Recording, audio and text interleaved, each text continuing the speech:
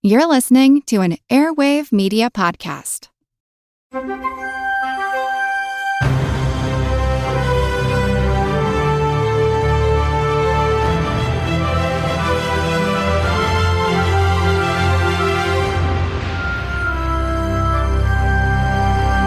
Welcome to Unbiased Science, where we bring scientific method to the madness. I'm your host and public health scientist, Dr. Jess Steyer. And today, I am joined by the one, the only, Dr. David Robert Grimes to talk about the C word, cancer. And I must receive hundreds of questions every day about cancer, what causes it, some alarming trends in cancer that are being reported in the media. So David is joining me today to talk all things cancer. David, thank you so much for joining me. No, thanks for having me. Now, you've been on the pod previously, but can you remind folks a little bit about your background, your training, and a little bit about yourself? Yeah, certainly can try. So I don't want to give my age away too early, but I qualified, I did physics as an undergrad degree. I became a medical physicist, did a PhD in that. Spent 5 or 6 years in Oxford doing cancer research, went to Queen's in Belfast, another few years, then moved back to Ireland. I still dabble in the world. I've lectured in radiotherapy, but these days I'm a chartered statistician. I do a lot of biostats, trial analysis, that kind of thing. Jack of all trades, master of none. I'm also an author, and occasionally I show up on Instagram and rant at people to very little avail. Oh my God. We were just joking before we hit record. David is you have a style, right? And I love your style. It's very cutting and direct. But I feel like today you're a little extra snappy and snarky.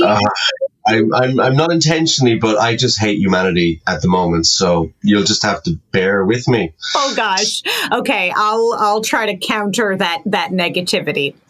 All right. So as he gulps his Pepsi, here we go. I need caffeine. This is one of these mornings.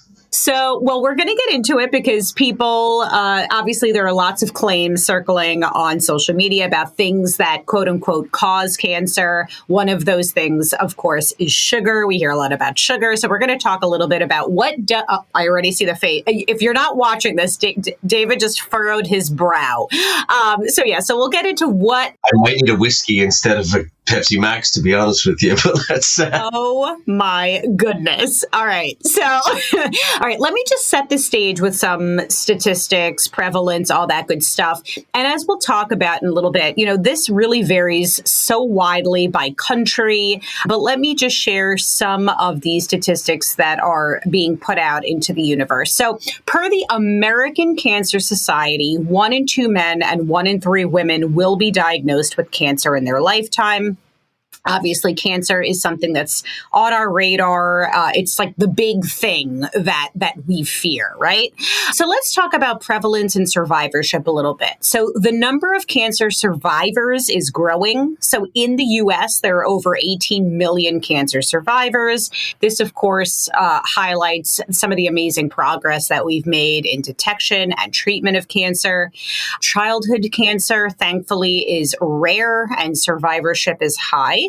So childhood cancer makes up less than 1% of all new cancer cases, and the 5-year survival rate now exceeds 80%. We know, and actually David and I were chatting about this briefly, not all cancers are created equal, right? So we know that certain cancer types have very high survivability rates. I believe the rate for testicular cancer is over 95%, prostate cancer is over 98%, while others remain challenging. So pancreatic cancer at around 11%. There is a sizable portion of cancers that are preventable. It's estimated that around 40% of cancer cases may be prevented through lifestyle changes. That's very optimistic. I knew you were going to say that, like maintaining a healthy weight, not smoking, eating a balanced diet, and limiting alcohol. But yes, David, we are going to talk about this for sure. Skin cancer is actually the most diagnosed cancer type in the U.S.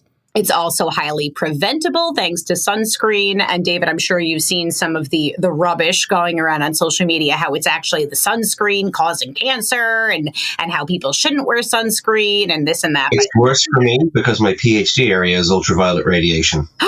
Is so it? I literally am hearing the dumbest stuff from people. I'm like, you know what? Test that theory out. See how it works for you. Of course, you can't say that, but you can think it. Oh, gosh. Who else in the room is terrified of David right now? My hand is raised. All right. Now, my students are more terrified of me at the moment because it's exam season, but there we are. All right. Just a couple other statistics. We have to highlight global variation in cancer burden.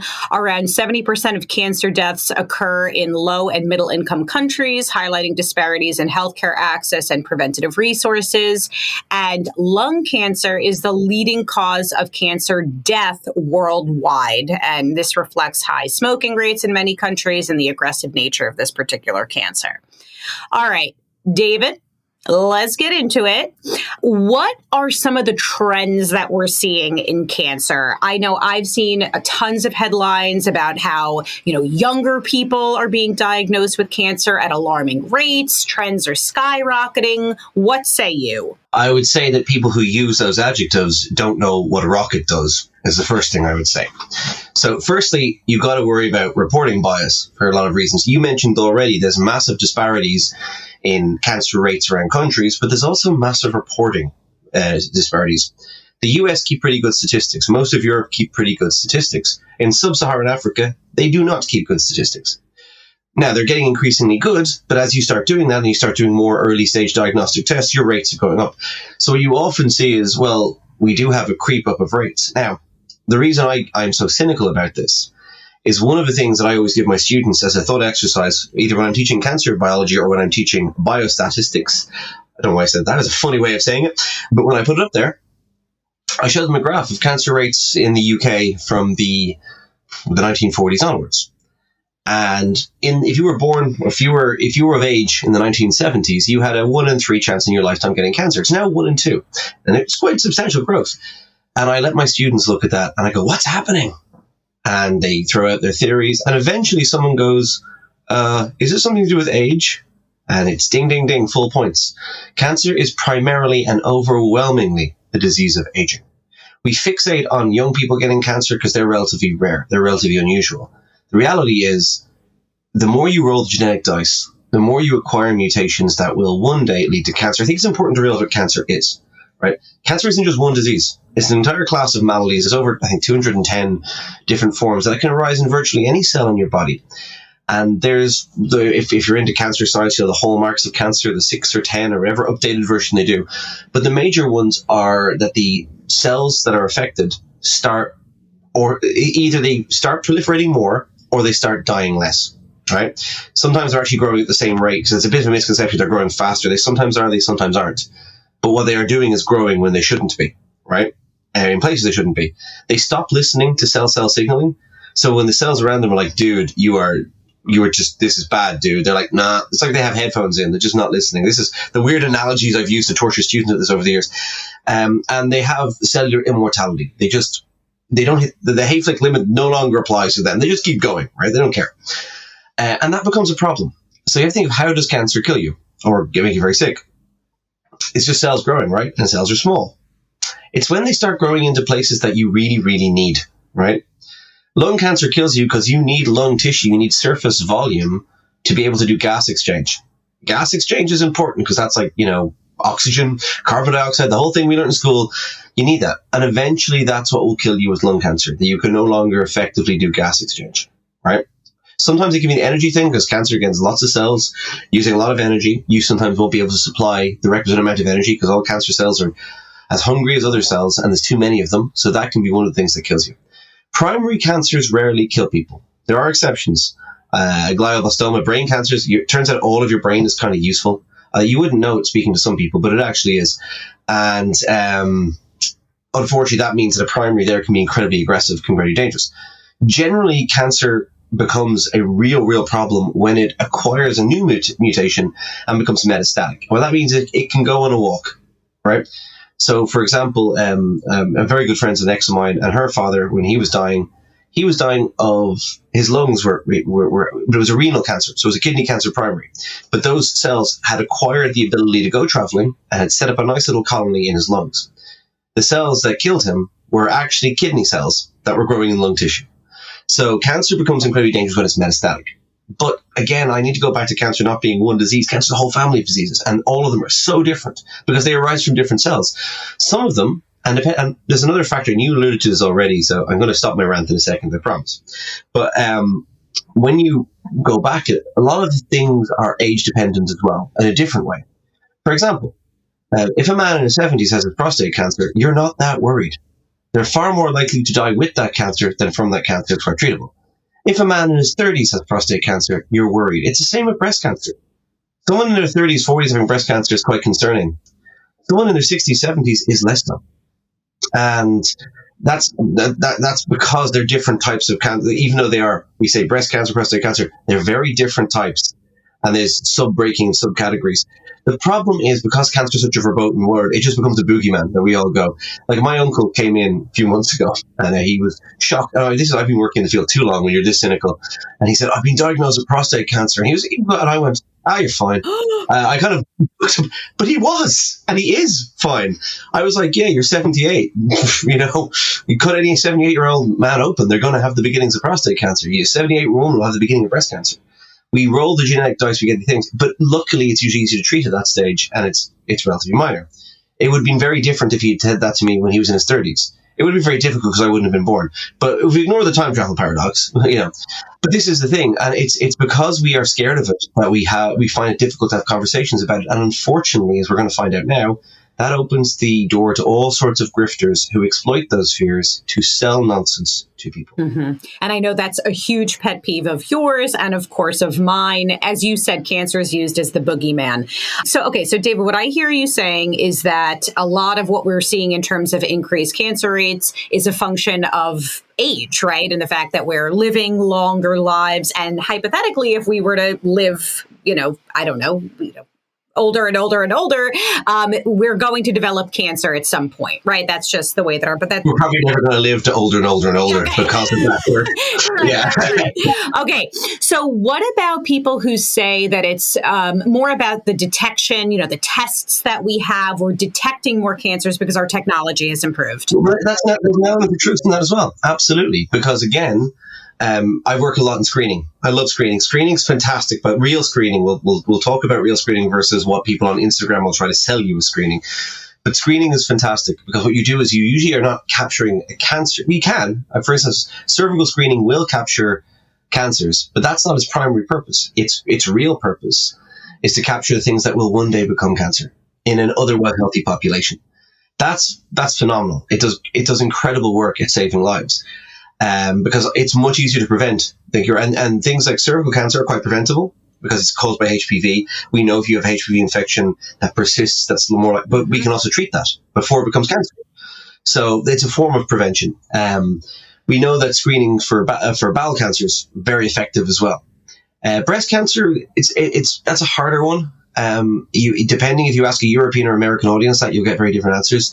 Because there was a recent report on this, I saw people sharing very confidently online without having read the methods of it, where it's like, yes, but there's a big uncertainty over what age groups this is actually beneficial. So in Europe, we would be a little bit more, the European attitude is a bit more negative towards early breast cancer screening because the false positive rate is so high.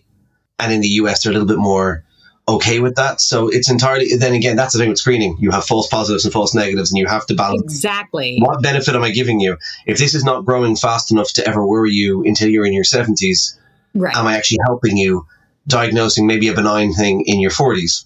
So it gets really complicated. But overall, screening programs, particularly cervical screening, if any women are listening, highly, highly recommend signing up to your cervical screening programs. Do the US have a national one, or is there state ones? We have national ones over here, entirely national programs. I think it's not that we don't have state ones. That's for sure. Yeah. Because in Europe, most of our countries have national screening programs, and they are hugely life-saving. So basically, just every 5 years, you get your appointment, you go in, and it's really effective. Oh, it's every 5 years in the UK. I think it's every 5 years in the US as well. Is it? It's a myth recently. It changed about 5-6 years ago, but it actually, one of the problems with US screening, as I understand it, now Canadians have a better system, is you don't have an organized national program. Right.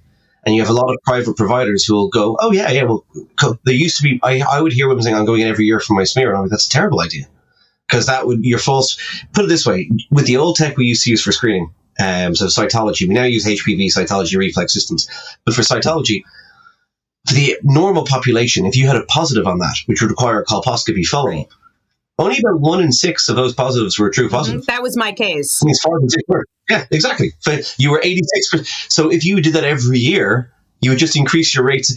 And then you can probably attest to the audience, colposcopies aren't particularly pleasant. No, this is all over social media now. They are not only not pleasant, they are horrific. It's literally a hole punch biopsy of your cervix. It is excruciating. Nice. So we want to minimize the amount of those we do unnecessarily. Now, luckily, we also have HPV reflex testing. I go on a whole rant if I said how amazing that was. But we can now triage it even further by kind of going, have you got HPV? Because if you don't, I'm going to guess that thing I read on your smear is probably just a bloop. Right. And there's ways. So it's all about. Also, colposcopy is usually time consuming for. Now, this is probably more important in European countries that have socialized healthcare, where you're like, well, we're trying to see the whole country, so we need to, time is important here. We can't stuff a colposcopy clinic with appointments that aren't needed. So there's ways of doing it. It's really cool. I need to look what the US situation is. It is so strange. It's such a developed country. It doesn't have what's that about? Programs that well, and you're saying when you were saying that, is it state, is it federal? I don't know that anything like that. I mean, you go to your OBGYN and I don't know. I don't think there's some sort of an organized effort at the state or federal level. Yeah, no, we have national programs. We do a lot of work for the Irish one actually over here. So.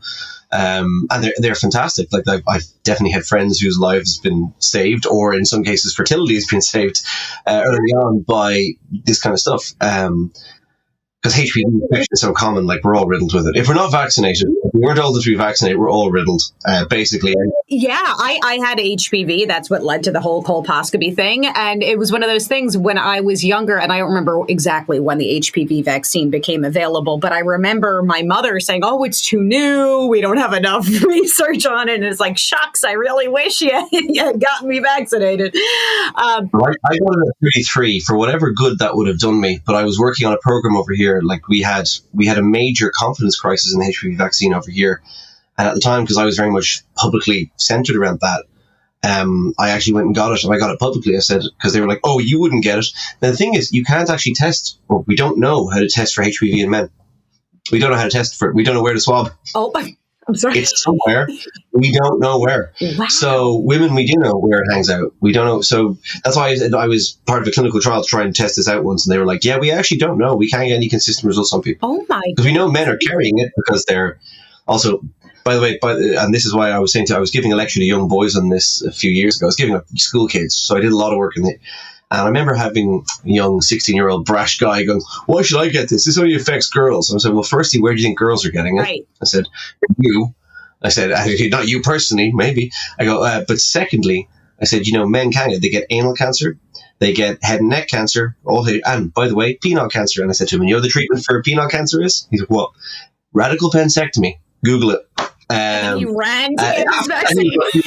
After that, he was like, okay, yeah, well, maybe I will get the vaccine then. I said, I thought you might. Yeah. Oh, my gosh. So just really quickly, I don't want to talk about this for too long, but the recommendation for mammograms actually just recently changed in the U.S., and I'm not sure what it is in the U.K. But the U.S. Preventive Task Force ruling, yeah, I read it it was in JAMA last week. Yeah. JAMA? I think it was. Yeah, so they lowered the age for routine screening mammograms by 10 years, now advising women ages 40 to 74 at average risk of breast cancer to get screened every 2 years. And previously, the recommendation was for individual screening decisions to be made starting in the 40s, but no later than 50. But now they really, they came down. It's the 50s over here, and they're trying to push the 60s. Situation. And it's because of the false positives? And also, what is the point of catching someone with a ductal carcinoma in situ when they're in their, a stage 0 growth that is unlikely to grow at all? It's a difference in the practice of medicine. Now, it's not my play. It's above my pay grade. because there's a huge question, and even in that JAM report, they point out, and they do say it in their credit, they say it, but they basically go, they don't see false positives as as big a problem with that. The European attitude will be different because it's all nationalized, and actually they're a huge problem for us.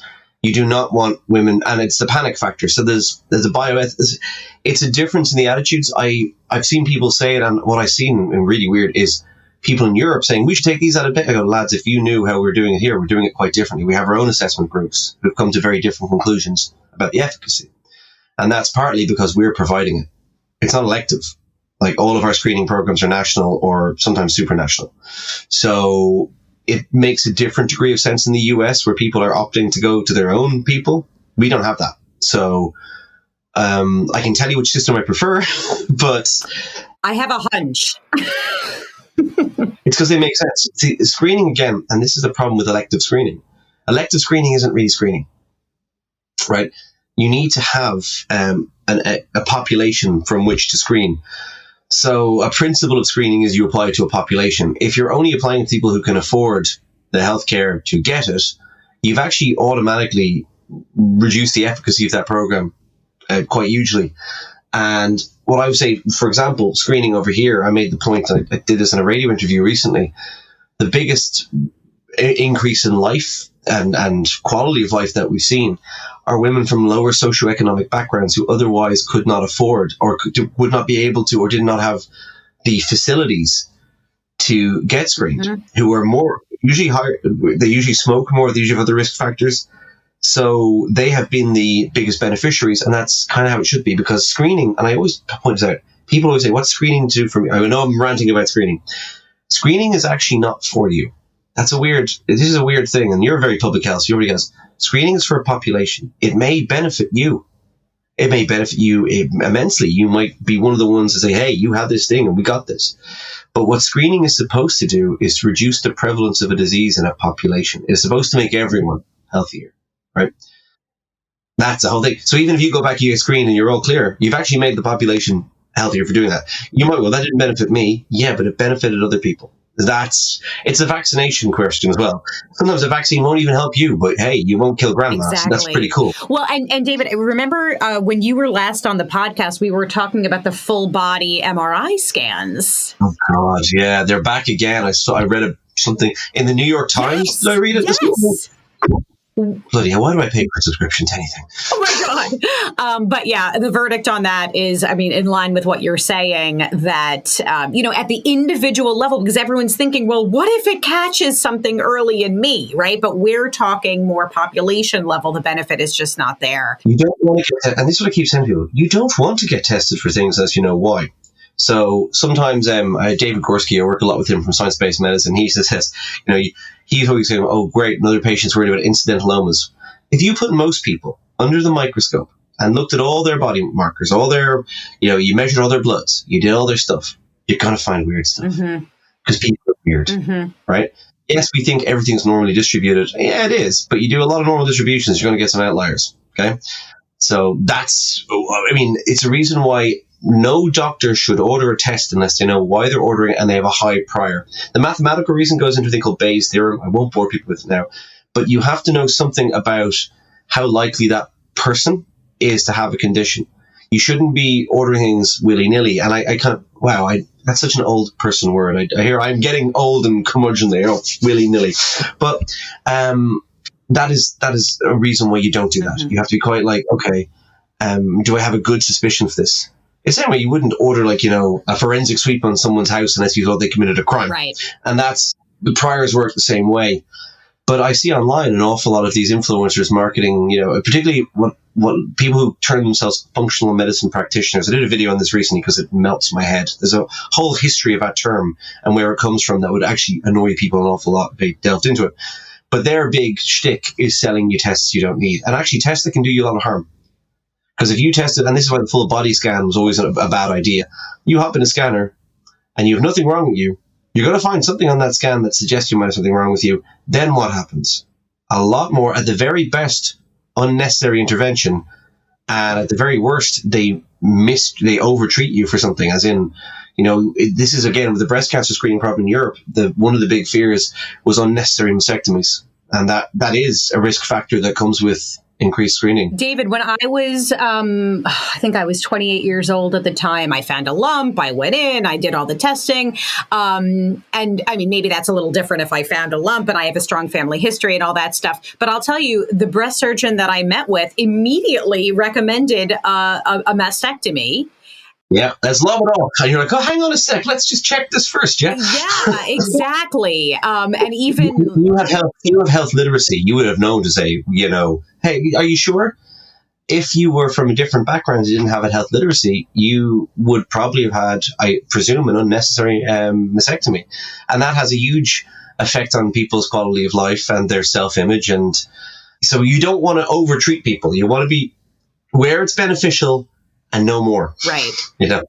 So let's shift gears a little bit. There's a big conversation around what can we actually prevent via behavioral change and what's already sort of been written via genetics or environmental factors. What say you? People have to realize that cancer is primarily a disease of aging. The more you age, yes, you're probably going to get cancer, right? You're living long enough. It's heart disease or cancer. One of them are going to get you. Take your pick, right? I can be very cynical about that, but it's to put it in perspective. And the reason I do that is because, as you, like me, have seen so many people sold false claims online. And my issue isn't with the people who are scared of this. My issue is people who are selling these fears, right? So and grifters will always use, increased cancer rates. Oh, look, you need this. And I'd be like, no, you don't. There are the modifiable ledger. There's a lot of different estimates of this, but they usually stem around 20%. And they're not taking supplements. They're not doing this. Don't smoke, or if you do smoke, stop. Because as you've already said, lung cancer is the biggest thing. By the way, lung cancer is not the biggest risk of smoking. Emphysema and COPD are way more likely outcomes, and they both suck, by the way. My father died from that. I can attest to that. Sorry, go on. Mm-hmm. Yeah. If you ever seen someone go that way, you're like, yeah, no, not for me. So smoking is just bad. I think we can all, other things are wear sunscreen, or even better, stay out of the sun. Literally, I was joking. I did my PhD in ultraviolet radiation. And then immediately after it, I was living in Australia for a while, and I was the freak who was like fully dressed in the sun. They were like, why? And I'm like, oh, I know what that thing does to you. I'm avoiding that. I'm not for that. Thank you. Also pale and Irish. That's the way we keep things. But Irish people in the sun just become lobster red. You can tell them on holiday immediately. And I don't want any of that. So the other things you can do, vaccination.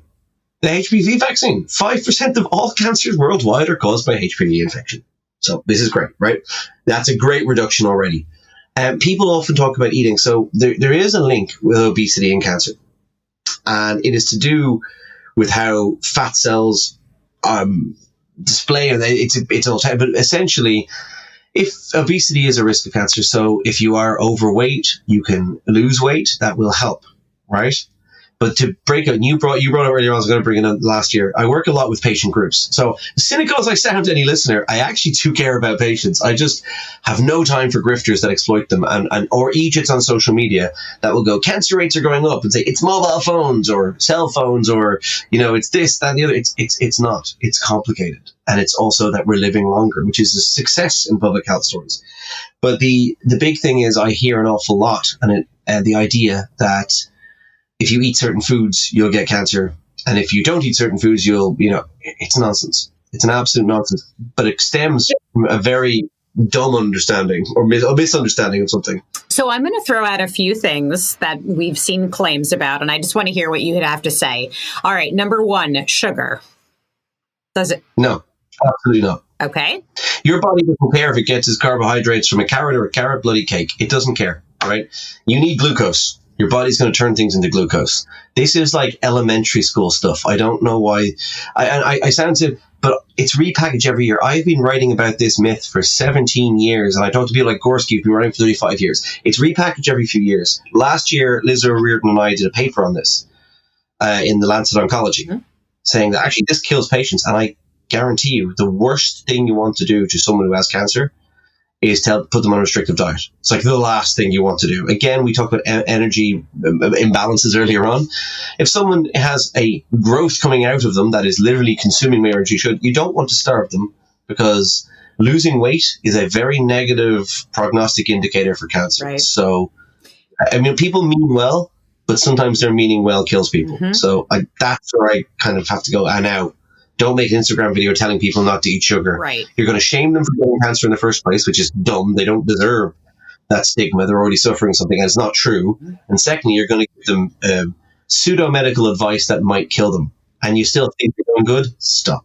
You're not qualified. Sugar does not feed cancer. End of story. It does not. All right. No. What about processed foods? It's a hard one because processed foods, and I love this. I always see people telling me how risky processed food are. I'm like, and I love, find the definition. And you will find it's incredibly nebulous, right? Because most things are processed to some degree. Like, we're not going out to the back garden and grabbing, handful, even our vegetables are. So the definitions are nebulous. Here's what we find. Not really. We have certain foods that increase your cancer risk, but not necessarily the food per se, aspects of it. For example, we know that processed meat, and again, that's a nebulous term, increases your risk of a particular type of colorectal cancer by about 1% over your lifetime, right? We don't know if that's directly causative. We think it is. We put it as a class 1 carcinogen. But again, we're always just estimating for that. So I always want to, if you were an absolute vegan who never ate meat your whole life, and the heaviest consumers of processed meat, their lifetime incidence difference in colorectal cancer is 1%. So yeah, you could. Now, that's always misreported. I see a lot of, if you're vegan, that's great. But what I hate seeing is that a propaganda like, you'll get cancer if you eat meat. Well, actually, it's really complicated because actually some diets from our observational studies, which as you know, are hard to tell anything from, we actually see, for instance, eating dairy products often reduces cancer risk in some cases. So if you're going to go by that, you can't arbitrarily. The evidence is very shaky. And again, the real life risk factors, the real life reduction you can actually implement. Like if you became a vegan tomorrow, 1% reduction. It's not. I wouldn't bother. Right. Right. People get very bent on about alcohols as well. And I'm like, yeah, but these risks are, if you look at them, if you put them in as absolute risks, which is what we should be communicating these risks as, not relative risks, absolute risks, you see that these are very marginal. There's much more effective things you can do. Like, I don't know, staying out of the sun and not smoking. It's pretty much covering it by far greater degree. But people obsess over food. But that's because food is moralistic. I think people obsess over food because food is a way of judging other people and judging yourself. And I ain't got no time for that. No time. Right. Now, David, you brought up alcohol. I think the World Health Organization has come out kind of strong about alcohol, that there is no safe level of alcohol consumption, that alcohol is a known carcinogen. The risk factor over a lifetime is still fairly minimal. What we do see is with head and neck cancers and breast cancers, we see a correlation, not a very strong one for the most part. And also, this is not to judge anyone, but it is in the heaviest drinking cohorts. Head and neck cancer in particular, it's in the heaviest consumers who have usually alcohol use disorders. Alcohol use disorders are comorbid with a lot of other disorders that would put you at cancer risk. Observational studies can tell us so much, but they can't tell us everything. Now, alcohol is a carcinogen, right? But it is how much, and this is where people get very confused. Lots of things are carcinogens. Sunlight is a carcinogen, but we get it all the time. The question is what risk and what exposure levels. And I think WHO are correct. There is probably no safe level. However, the lifetime risk increase from moderate drinking is probably so marginal as, for me personally, it wouldn't change my behavior. But other people, look, everyone has their own appetite for risk. But what I don't like seeing is these very confident YouTube videos where people go, yeah, you need to never drink again. I'm like, well, actually, a few glasses of wine now and then is probably not really going to make any difference to your lifetime risk. But you do you, Sonny. And risks are always balanced and weighed. And I don't like to be prescriptive. I know I'm not. There's nothing wrong with what WHO said. It's correct. Should that change your behavior? That's a more complicated question. Right. And to your point, I mean, it depends on individual risk factors, risk thresholds, risk tolerance. I mean, every time we leave our house, get in our car, you're accepting some level of risk, right? I know that's sort of a reductionist approach, but exactly. And you're balancing. If you take one risk out, you usually end up substituting another one. So exactly. It's why I'm not prescriptive on this. When people say, when people ask me that question, like, should I give up this, that, and the other? I'm often like, I say I'm not comfortable advising you on that. I said, here's what the data says, but the data is based on observational studies, which have it's difficult. Observational studies are hard and they have loads of uncertainty around them. Observational studies. Let's just talk about that for one moment, because, I mean, I've talked about it ad nauseum, but, observational studies, you're introducing threats to reliability and validity, right? There are all kinds of confounding variables that are difficult to control for in observational studies versus an experimental study. So we wrote about this previously, the, Western diet. Everyone talks about the Western diet, but what people causing cancer, right? But there are some problems with that because most of these claims come from observational studies. And I think you alluded to this earlier in the episode, that in Western countries, we also have better detection and screening and monitoring for cancers, right? So it's likely distorting the prevalence rates that we're reporting. And we can model it. If we're clever about it, we can model some of that uncertainty. A lot of the studies that make these big claims don't actually do any of that analysis. They just lump things together. So they're treating papers like they're the gospel. And the problem with that is we know observational studies have what, as you said, they're confounders. For example, we would see that the Western diet is a term I hate as well, because what people eat in Italy is very different from what people eat in New York, what people eat in California. Like we lump it together. It's basically a high income diet in one way, I guess. But there's a huge amount of variation, which would make individualized studies difficult. So we're looking at gross information, but we know, for example, that obesity is linked with cancer.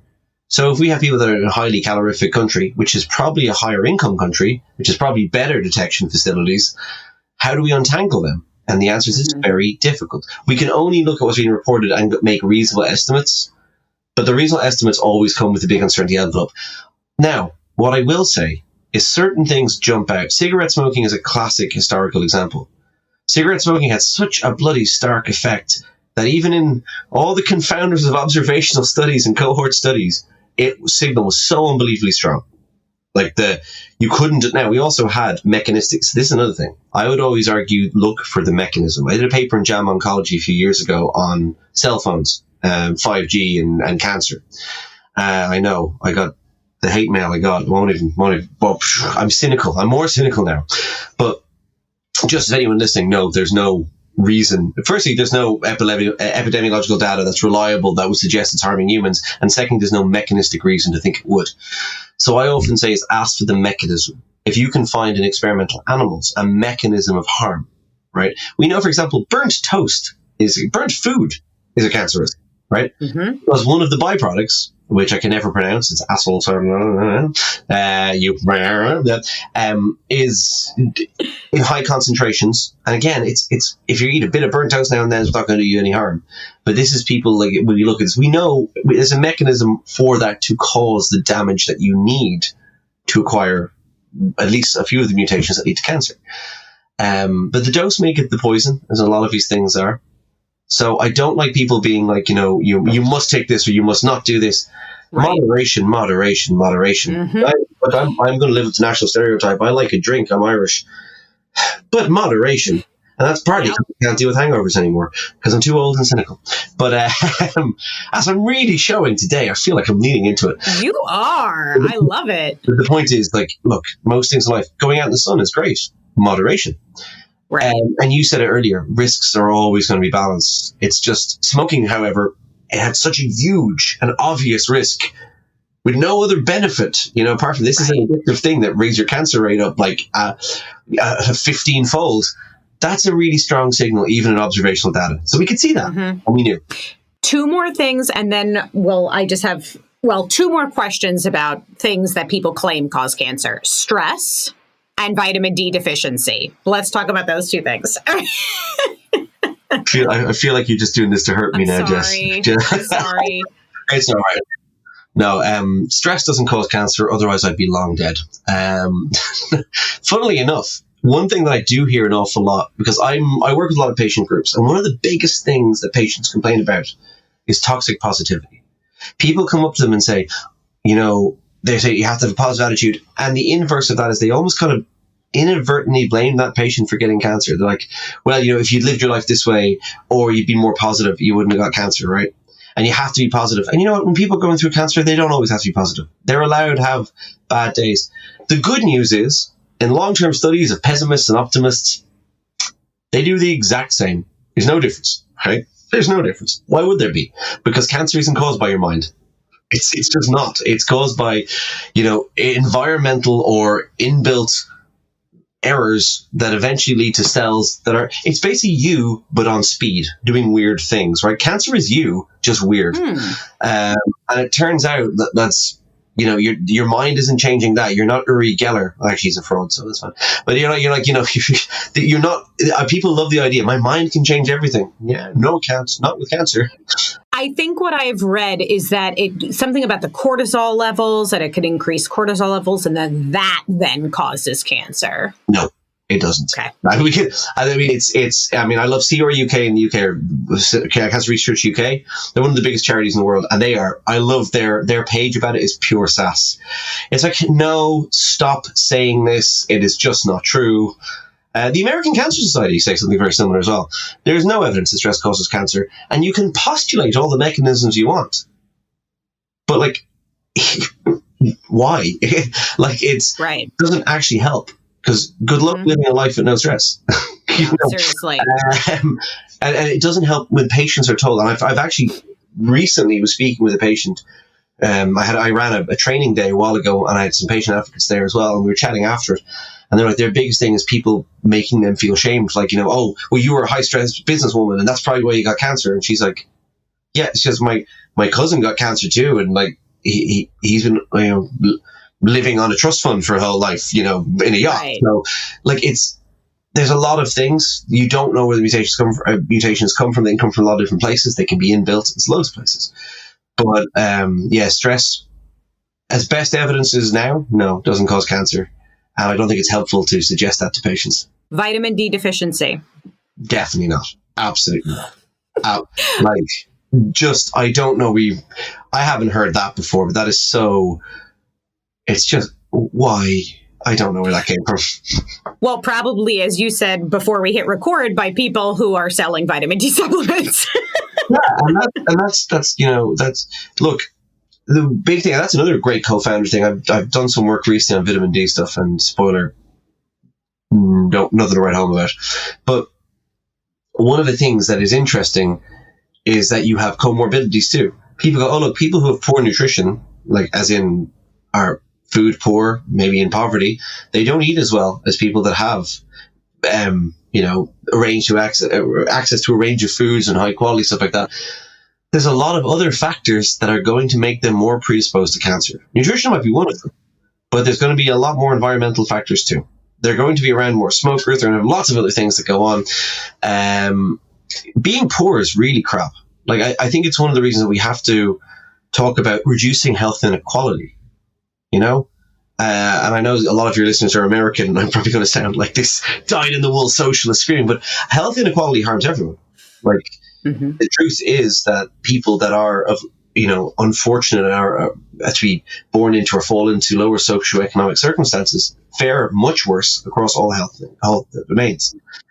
And that actually is bad for them, but it harms society as well. So I would say people obsess about and it's a very middle class obsession, isn't it? To have enough time to be scrolling social media to listen to Joe Rogan or Andrew Huberman or some other, I was going to swear there, I had to bite my lip there, talking absolute nonsense and go, oh yeah, I think people that are genuinely suffering and genuinely at the most risk of cancer don't have that kind of time and luxury. All right, David, I want to shift gear, and I know we're starting to wind down here. I have to talk about this Atlantic article, which I'll link to the show notes. The title, this just came out on May 2nd, so this is hot off the press. Cancer super tests are here, but are they really such a good idea? And the whole article is about this new simple blood test that could be, quote unquote, the holy grail of cancer detection. This company called Gallery claims that its first of its kind screening tool redefines what's possible. At the cost of a needle stick and $949, the company can check your blood for more than 50 forms of cancer all at once. Now, I know you have some thoughts on this. I just want to share my my husband Ethan. He just went to the dermatologist, and they gave him this, or I don't know if it was in the waiting room or something, but he brought it home to show me because he knows, public health nerd here. And it is an advertisement for Gallery. What if you found cancer early enough to make a difference? I mean, there's all kinds of things. It's touting early cancer detection. I will say it says that the test is intended to be used in addition to and not replace other cancer screening tests. But yeah, what do you think about this? Not much. So I haven't read the Atlantic article. Can you tell me who wrote it? Actually, was it Daniel? It was Benjamin Mazer. Oh yeah, Benjamin's usually good. So I've once or twice contributed to the Atlantic, so I'm a big fan of them. But I imagine they were a little bit skeptical, I would imagine is the take. Yes. So without reading the article, I would agree with that skepticism entirely. And there's a lovely word that I used to be. We were talking this before the show, because if you think I'm ranty now, you should have heard me before we hit record. Sometimes I'm more charming than this, I swear. Just today I'm having an off day. But what was I going to say? Yes, so this is sleep deprivation talking entirely here, so I'm trying to work out this. So yeah, the word I always bring back to people is theranos. And this is Elizabeth Holmes, and people all know, or they think they know the Elizabeth Holmes story, where they go, yeah, she committed these fraudulent tests and she had all these deals and she was worth $9 billion. The problem actually wasn't the fraud. The problem was if the tests had actually worked, they would have done way more harm than good. And this goes back to our conversation about screening, right? Every test, no matter how good, comes with an intrinsic false positive and false negative rate. So a test, the classic example I give my students is, and just to annoy them, and when I'm lecturing medics, I love giving this to them as well. I talk about the Western Implant ELISA HIV test. It's 99.99% accurate. If you want to be super nerdy, it's got 100% sensitivity and 99.99% specificity. So really good test. You are a normal person, you're low risk, you're not an IV drug user. Jess, you don't look like an IV drug user. I mean, unless you have a really shameful secret to share. So you go in tomorrow and you get tested, right? 99.99% accurate. Doctor comes back to you and says, I'm sorry, Jess, it's a positive test. What would you rate the probability that you have HIV as being? Pretty high. It's 50%. Now, the reason why, and people go, what? It's a great example because their numbers are they're quite nice and round for this. So what you didn't consider, and what we didn't consider, is prevalence, right? How many people have the disease in the first place? So for people like you, Jess, who are not IV drug users, and people like me, or no, maybe I should take it up as a recreational hobby. No judgment, right? You can't judge a book by its cover. Yeah, inclusion health all the way. So we would go in, get tested. Now, 1 in about 10,000 people of a low risk background will have HIV. Now imagine, this is what I would give, imagine 10,000 people just like us go in to get tested, just like your listeners get in to get tested, and one person will have HIV. The test is 99.99% specific, which means that in the remaining 9,999, you'll get one false positive. You now have 2 positives, only one of which is true positive, 50%. When you get your test back, there's 2 positives in that batch and you don't know which you are. So your actual predictive value is 50%. That blows people's minds. But that prevalence is really important, right? If you throw tests at random at people and you don't know anything about the background levels at that age group, like when we do screening, for example, we know what level of the precursors of cervical cancer, the cellular abnormalities, we know on average from studies done before what a population are going to have. So we know the prevalence. We know how predictive the test is. If you just randomly throw a test, even if a test was perfect, you randomly throw it at a population, you're going to find so many false positives. And that was the Elizabeth Holmes problem. If theranos had worked, they were going to test 30 things at once with no, God knows, they would have just been false positive city, right? Right. Now the 2 things about this guy is, firstly, it always makes me suspicious when people are advertising tests, right? Tests are a medical intervention. No one should have to sell them. It should be prescribed or directed by a medical authority. You shouldn't be going, I'd like that test. No, you wouldn't. It's the same with the full body scan problem. This Galleria, is it Galleria or Galleria? I don't know how they pronounce it. Gallery. They're doing a test. They're making a big deal of the fact that they're actually only doing a clinical trial now with the NHS. It's still ongoing. It shocks me that they are selling this, but actually it's not FDA approved either, is it? Nope. And I'd say the FDA are going to have the same problem with it that I'm having and the Atlantic are having. Just because you can test for something doesn't mean you should.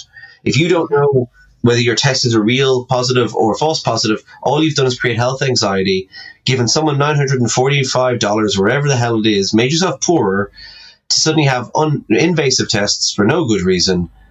They have no proof whatsoever whether actually they will help or hinder. And the fact they're advertising before they've done that means that they're either really cynical about that or they're deeply stupid. But it's going to make them a lot of money.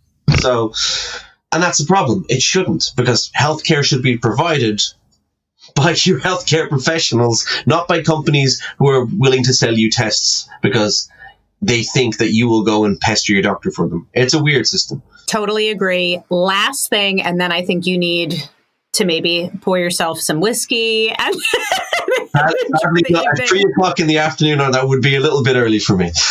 Oh my gosh. Okay. I kind of want to end on maybe an optimistic note that there are several clinical trials underway for better, cancer, for other cancer vaccines, for cancer treatments. I think, the mRNA vaccine technology utilized against COVID has opened up the doors. There are lots of trials. I know Moderna is doing a few trials. I'm sure there are other companies doing it. So there was this article, and I'll link to this in the show notes as well. This was published in Axios, how mRNA vaccines could be personalized cancer cures. So they're talking about how a personalized approach could make conditions like melanoma and bladder, kidney, pancreatic, and breast cancers treatable and even potentially preventable via infusion. Let's see. Moderna reported last week that it launched 3 clinical trials of an experimental mRNA vaccine therapy in patients with bladder cancer, kidney cancer, and a form of skin cancer called cutaneous squamous cell carcinoma. They partnered with Merck on a late-stage trial of the vaccine technology against melanoma in combination with Merck's immunotherapy, Keytruda. I'm probably mispronouncing that. I mean, it's on and on and on. Right now we do have vaccines on the market. Obviously, we were talking about the HPV vaccine. There's also Hep B, which we know, these things can lead to abnormal changes that can then develop into cancer. So it's great that we have these vaccines. Obviously, we want more of them. And so the hope is that we can build upon mRNA technology to protect against other cancers. Absolutely. Yeah. And look, I'm actually it's not that I'm optimistic. I am optimistic. I mean, in general, there's never been a better time to have cancer. Survivorship is through the roof. Like, the reason cancer is such a stigma about it is years ago, we diagnosed cancer usually when it's quite advanced, usually when it was all from very bad news. Now, people survive their cancers. Like, survivorship goes up and up and up every year, right? For most people now, cancer is an experience they have, and then they're over it.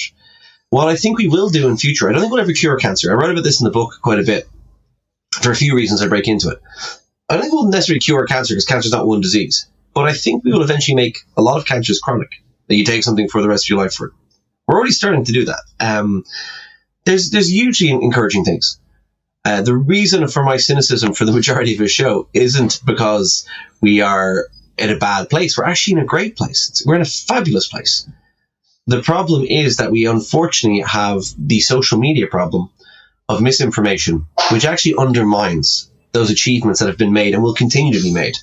And again, I would always say to patients when they come and talk to me, and I will say, look, the only person you should be getting cancer information from is your oncologist or your medical provider. We cannot outsource to social media. We have poor health literacy. If someone makes a really flash video, that'll get shared, and it. Particularly, humans have a predilection towards fear as well. We tend to react rather before we reflect. So if someone does a big scary video going, "Stop eating these foods, they're giving you cancer," that's going to get more shares than you can shake a sherry stick at. And one of my videos going, "No, please stop." Wrong. Because fear is a very powerful motivator. And the people doing this know it. They know it's a powerful motivator. They know that you're going to buy their product. They're going to click in their stuff. They know it. Mm. And that, what I do think that we need to do. So I'm very optimistic about cancer. What I'm very pessimistic about is our ability to sift through misinformation, which is what I spend a lot of my time researching these days. Mm-hmm. So what I would say to people, if they're listening to this, obviously it's almost unfair for me to say this to the listenership of this show because they are very well informed. But that ability to maintain a healthy skepticism about what you see and to ask the important critical thinking questions of any material you're exposed to, that is the best health protection you can do in the social media era. And unfortunately, most cancer claims online are overwrought deliberately to instill that fear. And I think it takes away from the fact that we've done so much good and we continue to do good. If you keep banging fear over people's heads to make them scared of things so you can sell them a lifestyle or a diet or a supplement or a test, you're actually not helping them. And again, I won't go my rant about socialized healthcare, but the point is, there's a lot of good things. There's a lot of good things. The only thing that we need to be wary of is social media. And I guess the reason I frame the conversation from my end about that is because that's what people ask me about. And it almost eclipses the good work that's being done. So much Couldn't agree more. So much good news. David, thank you so much for joining me today. Where can people follow you and get a copy of your book? I'll link to it in our show notes, but where can people follow you? I love that you think they'll want to after this, but they can find me on Instagram at David_Robert_Grimes, Twitter at DRG1985. My website is davidrobertgrimes.com. If you're in Europe, the book is called The Irrational Ape, and if you're in America, it's called Good Thinking. I will leave that for the speculation as to why the ape title didn't fly in the States. But it's something, I'm guessing it's something to do with only 43% of the country having a big problem with evolution. But that's a talk for another day. That's my theory anyway. The marketing people probably know the real answers. But yeah, you can find me. Just don't try to sell me any miracle diets because you'll just increase my cynicism to unhealthy degrees. Oh my God, David, I'm absolutely terrified of you right now, but in the best way possible. This was such a great conversation. I learned so much. Highly encourage everyone to give David a follow. And again, we'll link to all your stuff in our show notes. Thank you all for tuning in today. Hope that you found this conversation helpful and informative and interesting. If you're not already, please be sure to subscribe to our free Substack newsletter at theunbiasedscipod.substack.com. There is a paid subscription if you are able and willing to provide financial support for our science communication efforts. Also, check out my other podcast, Bites of Health with a Y. That's Bites with a Y. It's a 5-minute daily podcast on pediatric questions that every parent wants to know answers to. So definitely go check that out. Thank you again for tuning in today for your dose of no nonsense, just science.